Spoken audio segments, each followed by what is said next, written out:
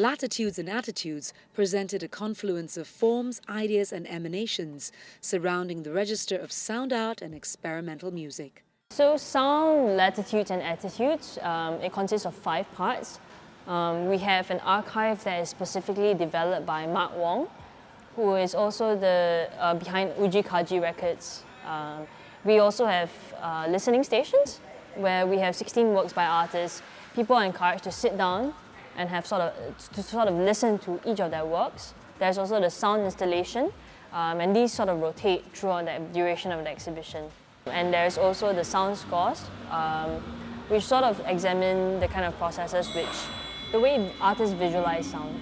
I think with sound, we stayed away from concepts such as music or sound art, like definitions or genres which have already existed. Instead, I think, with sound, we want to open up that perception for the individual to call these experiences for themselves. More than anything else, when you experience a work of sound, one could call it music or one could call it something else. This project, this exhibition, this work is really about allowing the individual to come in and experience what it's like to listen to the different ways people work with sound.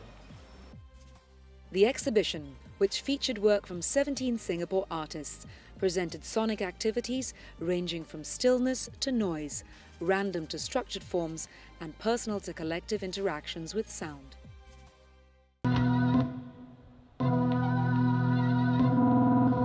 Sound artist perhaps is more into the philosophy, the sensation, the textures of sound versus the melody, the rhythm or sound. I guess that's kind of a very brief way of and simple way of to make it distinctive. But the beautiful thing is sometimes the line is blurred, and that's when because some artists you can incorporate a little melody. Who says you can't? Because it's part of the whole pantheon of sound. So I guess that's a beautiful thing about it. In my opinion, I think it's beneficial for both the artist and the audience, because I think a constant dialogue or just a dialogue in general is very important when it comes to experiencing an artwork. So even with sound or with visual art. And if you know of any other resounding arts initiatives, just voice it to us at this email address. See you on the next edition of Art Bites.